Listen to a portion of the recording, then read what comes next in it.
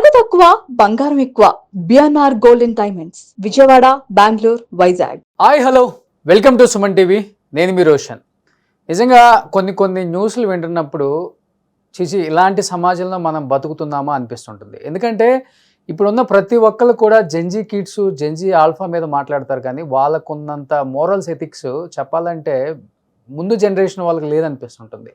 ఎందుకంటే ఎలాంటి న్యూస్ విన్నా, ఏ న్యూస్ పెట్టినా ఎక్కువ కూడా ప్రభుత్వ ఉద్యోగులు, లేకపోతే రిటైర్డ్ అయిపోయిన వాళ్ళు, అలాంటి వాళ్ళు చేసే పనికి మాలిన పనులు చూస్తుంటే ఇంత దారుణంగా ఉంది ఈ సొసైటీ అనిపిస్తుంటుంది.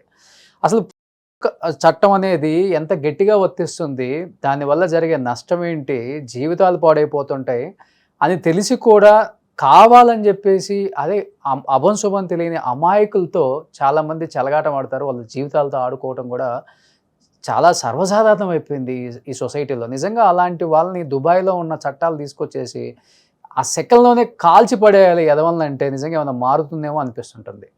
అరే 12-13 సంవత్సరాలు అసలు ఏమి తెలియని అమ్మాయిలకి చాక్లెట్లు, బిస్కెట్లు, ఐస్ క్రీమ్లు ఇప్పిస్తామని చెప్పి మోసం చేసి వాళ్ళని పాడు చేసే ఎదవల్ని ఏమనాలో ఒక్కసారి ఆలోచించండి.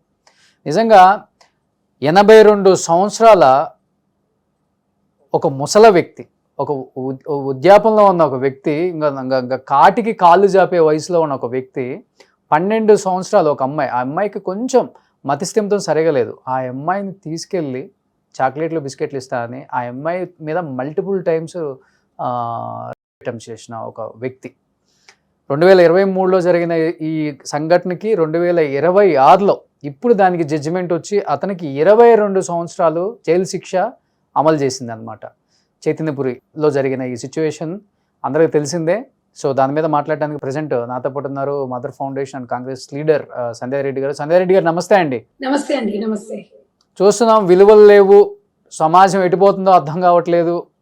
ఎన్ని రకాల అవేర్నెస్ వీడియోస్ చేసినా, ఎంత ఫ్యామిలీ వాల్యూస్ అని చెప్పినా, మేము చేసే పనులు మేము చేస్తాం, మొగుళ్ళని చంపుకుంటాం, పిల్లలను చంపుకుంటాం, విడాకులు తీసుకుంటాం, ఎఫ్ఐఆర్లు పెట్టుకుంటాం, చేస్తాం, ఇంకా అసలు ఏందంటే అన్ని సమాజంలో ఏ అయితే మనం చేయకూడదో, వేటినైతే మనం అరికట్టాలో వాటి వైపే యువత కాదు నేను చెప్తుంది, 50, 60, 70 సంవత్సరాలు పైబడిన వాళ్ళు చేస్తున్న పనులు ఇవన్నీ.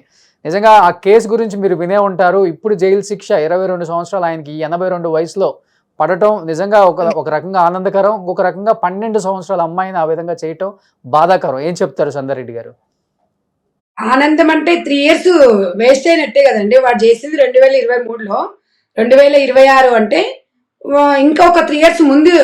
ఇట్లాంటివి ఏమంటే ఒక 1-2 months లో అయిపోవాలా, ఇమ్మీడియట్గా ఫాస్ట్ ట్రాక్ అంటాం చూడండి, తొందరగా అయిపోవాలి. అలా అయిపోకుండా కాలయాపన చేసుకుంటూ లాస్ట్కి వచ్చిన తర్వాత ఈ కేసులు కట్టడం అనేది కోర్టులో లోపాలు ఉన్నాయని ప్రస్తుతం నుంచి లాలో చాలా లోపాలు ఉన్నాయి. అవి సవరించుకోవాల్సిన అంశం అయితే ఉందని చాలా సందర్భాలలో మాట్లాడుకున్నాం.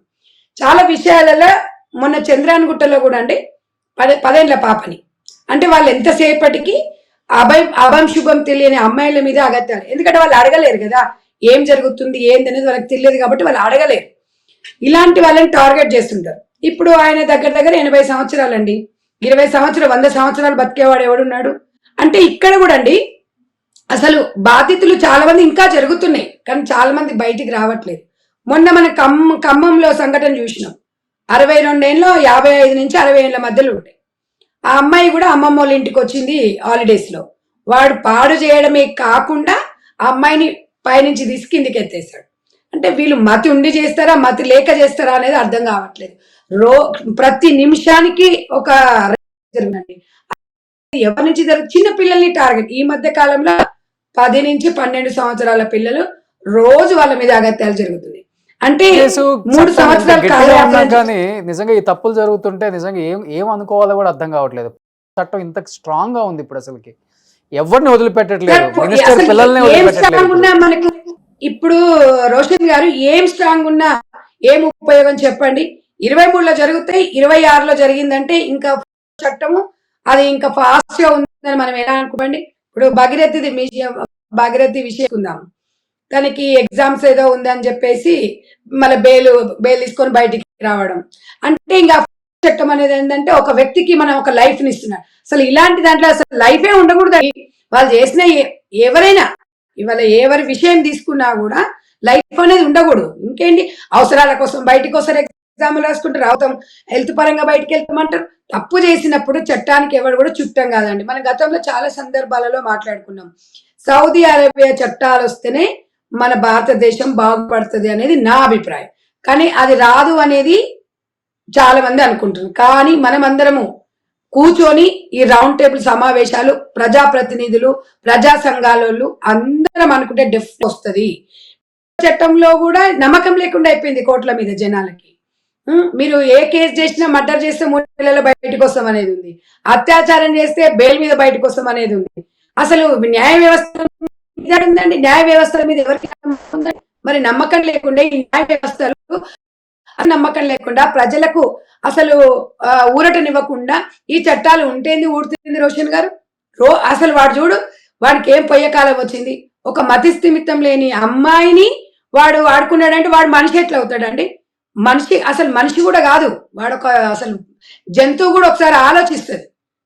మనతో సమానమైన వాళ్ళతోనైనా మనం అది చేయాలి అనిపిస్తుంది. కానీ ఒక మనమరాలు వయసున్న అమ్మాయిని తీసుకొని ఇప్పుడు నిజంగా కూడా ఇంక ఇప్పుడు ఎవరిని నమ్మే పరిస్థితి లేదు. ముని మనవరాల వయసు ఉంటుంది 100%. ఇప్పుడు ఒకటండి, ఇప్పుడు ఈ నేరం అనేది తీవ్రత అక్కడ ఇప్పుడు చాలా మంది బాధితులు బయటకు వచ్చి చెప్పుకోవట్లేదు రోషన్ గారు. వాళ్ళు ఏమంటున్నారు తెలుసా? చెప్తే ఏమవుతుందమ్మా, మేమే అల్లరిపాలు అవుతున్నాము, మాకేమైనా న్యాయం జరుగుతుందా, ఈ పోలీసులకు పైసలు పెట్టలేక, కోర్టులకు తిరగలేక, ఎవరైనా ఇప్పుడు రాజకీయ నాయకుల దగ్గర వాళ్ళు ఎవరు పట్టించుకోకపోవడము, ఇట్లా అనేవాళ్ళు కొంతమంది ఏమో అమ్మ మళ్ళీ అమ్మాయి మీద మచ్చబడ్డది అనుకోండి, రేపు మా పిల్లని మళ్ళీ ఎవరు పెళ్లి చేసుకుంటారు, సమాజంలో మళ్ళీ ఎవరు మమ్మల్ని చూస్తారు, సమాజంలో మళ్ళీ వీళ్ళ వేస్తుందేమో అనేది కూడా చాలా మంది ఉన్నారు. కొంతమంది ఏమో బయటకు వచ్చి చెప్పగలుగుతున్నారు, కానీ చెప్పినా దానివల్ల ఉపయోగం లేదని ఆలోచించే వాళ్ళు కూడా ఉన్నారు. నేను అనేది ఏంటంటే, ఏది ఏమున్నా రోషన్ గారు, ఇక మన పిల్లలను మనమే జాగ్రత్తగా, ఎంత జాగ్రత్తగా పెట్టుకున్నా ఎవరిని ఇక్కడ తండ్రిని నమ్మే పరిస్థితి లేదు, అన్నని నమ్మే పరిస్థితి లేదు, ఇంకా తాతని నమ్మే పరిస్థితి లేదు. ఎవరిని నమ్మకపోతే సమాజంలో ఎలా బతుకుతామండి చెప్పండి? మనం ఒక్కరు సమాజంలో సంఘజీవులా మరి పరాన్న జీవులా? ఒకసారి చెప్పండి. ఎవరి మీద ఆధారపడకపోతే సమాజం ఎటువైపు పోతుంది? ఇప్పుడు ఈ రోజు ఏదో పెద్దగా 80 ఏళ్ళ ముసలోనికి 20 ఏళ్లకు ఏదో మనకి ఆయనకి జరిమానా విధించడం జరిగి శిక్ష పడ్డదని సంబరాలు చేసుకోవడమా? 3 సంవత్సరాల నుంచి ఎందుకు కాలయాపన చేసిండు? అక్కడ జరిగిందని తెలిస్తే ఇమ్మీడియట్ గా 60 రోజులలో చెయ్యొచ్చు. అలా ఎందుకు చేస్తున్నారని, అలా చేస్తే కోర్టులు ఎందుకైతే? అసలు ఇంకా అత్యాచారాలు జరుగుతున్నాయి అమ్మాయిల మీద అయితే ఘోరాతి ఘోరంగా. ఎంత జరిగినా కూడా, ఏది జరిగినా కూడా, ఇన్ని సాక్ష్యాలు మన కళ్ళ ముందున్నా నేరస్తుడు నేరం ఒప్పుకున్నా కూడా దాన్ని ఎందుకు పొడిగిస్తున్నారో అదే అర్థం కాని సమస్య. ఇప్పుడు పెద్దవాళ్ళ దగ్గరికి వెళ్తే నోరు ఉంటుందని చెప్పి చిన్నపిల్లల్ని టార్గెట్ చేసి వాళ్ళని వివిధంగా, అంటే వాళ్ళు రేపు సమాజానికి రాబోయే కాలానికి వాళ్ళ సమాధానం ఏం చెప్తారండి?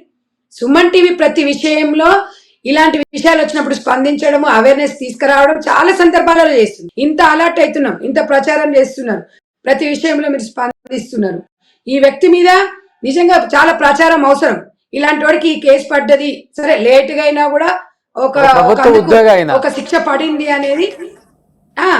ఇప్పుడు 80 సంవత్సరాలు అంటే ఇంకా 20 అంటే 100 ఏళ్ళు అయితే బతకడు అంటే. ఇప్పుడు మా అంటే ఇంకొక 5-6 సంవత్సరాలు. కానీ ఈ వయసులో శిక్ష పడితే లాభం ఏముందండి? ప్రచాతం ఎక్కడ ఉంటది? వాడికి జీవితం లేకుండా చెయ్యాలి. ఇలా జరిగినందుకు చేతులు కాళ్ళు, ఇంకా వేరే లాంగ్వేజ్ మాట్లాడాలంటే ఇంకా అన్పార్లమెంట్ లాంగ్వేజ్ నేను వాడలేను, కానీ అలా చేస్తేనే అప్పుడు ఒక్కొక్కడికి ఒంట్లో, ఇక్కడ ఆడ గాని మొగ కానివ్వండి, చట్టం అనేది సీరియస్ గా ఉంటేనే ఆడవాళ్ళు కూడా జాగ్రత్తగానే ఉంటారు. కొంతమంది నిన్న మొన్న మనం చూసినాం కదా, ఆడవాళ్ళు కన్న తల్లులు పిల్లల వాళ్ళ సుఖం కోసం పిల్లలను కూడా, ఎక్కడి దౌర్భాగ్యం అండి ఇది? అసలు ఏ కాలంలో ఉన్నాము? బ్రహ్మం గారు చెప్పినట్టు కాలం ఎడిపోతుంది. వీళ్ళ సుఖం కోసము ఎవరితో కులుక్కుంటూ పిల్లలు అడ్డొస్తున్నారని పసిపిల్లలని చంపడం, ఈ 80 ఏళ్ళ ముస్తులోడేమో చిన్నపిల్లలను చేయడం, ఏమన్నా సమాజంలో ఏమన్నా ఉందా అండి? మానవత్వ విలువలే, అసలు విలువలు లేని సమాజంలో బతుకుతున్నాము. సిగ్గా అనిపిస్తుంది. అసలు ఎవరితో మాట్లాడాలో అర్థం కావట్లేదు, ఎవరితో ఉండాలో అర్థం కావట్లేదు. అసలు ఫ్యూచర్ ఏంటి అంటే, కనీసం ఇప్పుడన్నా ఈ మహిళా సంఘాలము ఒక మహిళలు ఈరోజు మీలాంటి షోలు పెట్టడం ద్వారా వచ్చి మాట్లాడగలుగుతున్నాం. మరి రాబోయే రోజులలో ఈ మాట్లాడే వాళ్ళు కూడా ఉండరు సార్. నేను చెప్తున్నాను కదా, మాట్లాడడానికి కూడా ఇష్టపడరు కొంతమంది. అప్పుడు పరిస్థితి ఏంది? ప్రశ్నించకపోతే ప్రశ్నించేవాడిదే రాజ్యం అయిపోతుంది. మనం ప్రశ్నించలేదు అనుకోండి, ఇంకా రాజ్యం వాడిది అయిపోతుంది. మరి ఇలా అందరం కూడా అవేర్నెస్ రావాలంటే ప్రతి ఒక్కరు కూడా స్పందించాలి. ఇమ్మీడియట్ గా నిజంగా చట్టాన్ని మన చేతులకు తీసుకునేటట్టుంటే అసలు మనమే షూట్ చేసేవాళ్ళం, లేకపోతే మనమే వాడి కాలో చేయలేరు కొట్టారు. కానీ ఎంత చేసినా కూడా మీరు జర్నలిజంలో ఉన్నా, మేము ఒక సామాజిక సేవలో ఉన్నా, మనం రెండు చేయలేని పరిస్థితిలో ఉన్నాం. నిజంగా కళ్ళ ముందు ఇన్ని జరుగుతున్నా కూడా ఏం చేయలేము అనేది ఒక్కొక్కసారి అనిపిస్తుంటది. ఏం మాట్లాడినా ఏముంటది, ఇదే ఉంటది, మన న్యాయం జరగలేకపోతుంది. మనకే భయం వేస్తుంది, ఏ నిమిషంలో ఏ న్యూస్ వినాల్సి వస్తుందో అని మనకే భయం వేస్తుంది. రెగ్యులర్ గా ఇన్ని రకాల న్యూస్ చేసే మాకే, అరే ఈ న్యూస్ చేసిన తర్వాత నెక్స్ట్ సెకండ్లో ఏం వినాల్సి వస్తుందో మళ్ళీ బయటికి వెళ్తే, షూట్ రూమ్ నుంచి బయటికి వెళ్తే అలా అనిపిస్తుంది. అంత దారుణంగా ఉంది పరిస్థితి. అంటే భారతదేశంలో ఇన్ని రకాల విలువలు, సాంప్రదాయాలు అన్ని రకాలుగా మనం ఫాలో అవుతున్నాం అని చెప్పేసి మనం చెప్పుకుంటాం, మనకి మనం డబ్బాలు కొట్టుకుంటాం. కానీ ఇన్ని రకాల దారుణాలు జరుగుతున్నా కానీ సొసైటీలో, అంటే నిమిషానికి ఒక రేప్ జరుగుతుంది, నిమిషానికి ఒక దారుణం, అతి దారుణం, మర్డర్స్, వరస్ట్గా ఉంది అసలు సిచ్యువేషన్. మరి ఎందుకు ఇటువైపు, అంటే యూత్ కన్నా కూడా అండి 40-50 సంవత్సరాలు పైబడిన వాళ్ళు ఎక్కువ చేస్తున్నారు దారుణాలు ఇప్పుడు చెప్పాలంటే. యూత్ ఏముంది, యూత్ లేదు ఎక్కువ శాతం. మీరు ఈ మధ్య కాలంలో 50-60 సంవత్సరాలు ఆ లోపు వాళ్ళ, అంటే వీళ్ళకేం పోయే కాలం వచ్చిందండి నాకు అర్థం కాదు. జీవితాన్ని మొత్తం చదివిండ్రు, జీవితంలో అన్ని ఒడదుడుకులు చూసిండ్రు, అంటే ఇప్పుడు అన్ని తెలిసి చేస్తున్నట్టే కదా వీళ్ళు. అంటే వీళ్ళని మనం సమర్థించుకుంటూ మన వీళ్ళకి ఒక జైల్లో వీళ్ళకి 3 పూటల మళ్ళా తిండి పెట్టడము, వాడికి ఆరోగ్యపరంగా బాగాలేకపోతే హాస్పిటల్కి డాక్టర్లు చూపించడము, వాడికి మంచిగా ఇంకేముందండి 3 పూటల తింటున్నాడు, హాయిగా ఉంటున్నాడు. ఇలాంటి వాళ్ళ గురించి అసలు కోర్టు చట్టాలు ఎందుకు మార్పులు రావో, రాజ్యాంగంలో ఎందుకు మనం మార్పు తీసుకురాలేము, ఎందుకు అసలు మనం రాసిన రాజ్యాంగాన్ని మనం ఎందుకు తిరగ రాయలేమో అనిపిస్తుంది ఒక్కొక్కసారి. ఎందుకంటే గతంలో ఇంత ఘోరంగా లేదండి. అసలు ఎట్లా ఉందంటే ఈడంగా జరుగుతుందంటే, అరే ఈడంగా జరుగుతుంటే ఈడంగా ఇంకో కేసు వస్తూనే ఉంటది. మొన్న ఒక అమ్మాయి ఒక బాబుని చంపిందని, కానీ ఈడంగా 2 ఏళ్ళ బాబుని ఇంకొక ఆమె చంపింది. అది ఇక్కడ జరుగుతుంటే వాళ్ళకి ఏం కాలేదు కదా, మాకేమవుతుంది, 3 నెలలు పోతాం, మేము వస్తాం అనేది సింపుల్ సిటీగా అయిపోయింది. దొంగతనం చేసినోనికి శిక్షలు లేవు, చీటింగ్ చేసినోనికి శిక్షలు లేవు, మాట్లాడిన వాళ్ళకి ఇట్లా మనము ఇలా జరుగుతుంది సమాజంలో, ఇలా ఉండండి అన్న వాళ్ళకి మాత్రం కేరండి. దాంట్లో మాత్రం ఇమ్మీడియట్ గా పోలీసులు రియాక్ట్ అవుతారు. అంటే మీరు ఏ రకంగా వాళ్ళు ఏదన్నా ఉంటారండి, మీరు ప్రశ్నించకండి, మీరు నిందించకండి, మీరు అడగకండి అనే కోణంలో మాత్రం డిపార్ట్మెంట్ మాత్రం జాగ్రత్తగా ఉంటుంది. మనం నిన్న చేసిన కొన్ని సందర్భాలలో చూసినాం కదండి, ఇలా ప్రశ్నిస్తే ఈజీగా ఈ నందూసు వాళ్ళు కానివ్వండి, మేము కేసులు పెడతామండి, మేము అది పెడతాం అంటే వీళ్ళు చేసే ఎదవేశాలు అన్నీ వేస్తుంటారు. కేసులు అనేది వాళ్ళకు ఉంటాయి, కానీ ఇలాంటి చట్టం కానివ్వండి, ఇక్కడ ఇష్టం లేని వ్యక్తులను ఇలాంటి అత్యాచారాలు జరిగినప్పుడు కేసులని తీవ్రంగా ఒక 60 రోజులలో తీర్పు అనేది వస్తేనే సమాజంలో కొద్దిగా గొప్ప భయం అనేది ఉంటుంది. అసలు ఈ రోజు ఇక్కడ చంపిందా అంటే ఇలాంటివి నిజంగా అందరం ఖండించాలి. ఒక్కసారి అందరూ కళ్ళు తెరిచి చూడండి సమాజంలో ఏం జరుగుతుందో. మన ఇంట్లో జరగలేదు కదా అని మనం చాలా సేఫ్గా ఉన్నాం కదా అన్న ఫీలింగ్ అయితే వద్దండి. సమాజంలో చాలా చాలా దారుణాలు జరుగుతున్నాయి. ప్రతి ఒక్కళ్ళు కూడా స్పందించాలి. ప్రతి ఒక్కళ్ళకి కూడా డిజిటల్ మీడియా ప్లాట్ఫామ్ వచ్చింది. ఇప్పుడు ప్రతి ఒక్కళ్ళు కూడా ఏదున్నా కానీ స్వచ్ఛందంగా మీ ప్లాట్ఫామ్స్ మీద పెట్టుకుంటున్నారు, ట్వీట్ చేస్తున్నారు, లేకపోతే వీడియో పెడుతున్నారు, మీ అనాలిసిస్ కూడా. డెఫినెట్గా ఇలాంటివి వచ్చినప్పుడు కూడా అందరూ ఒక తాటి మీదకి వచ్చి సో న్యాయం వైపుగా నిలబడాలని చాలామందిని నేను కోరుకుంటున్నాను, వ్యూయర్స్ని కోరుకుంటున్నాను.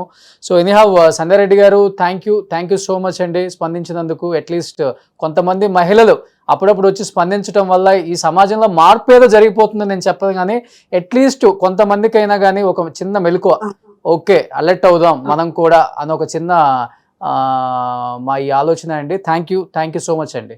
సుమన్ టీవీలో మీ పర్సనల్ అండ్ బిజినెస్ ప్రమోషన్స్ కోసం కింది నెంబర్కి కాంటాక్ట్ చేయండి.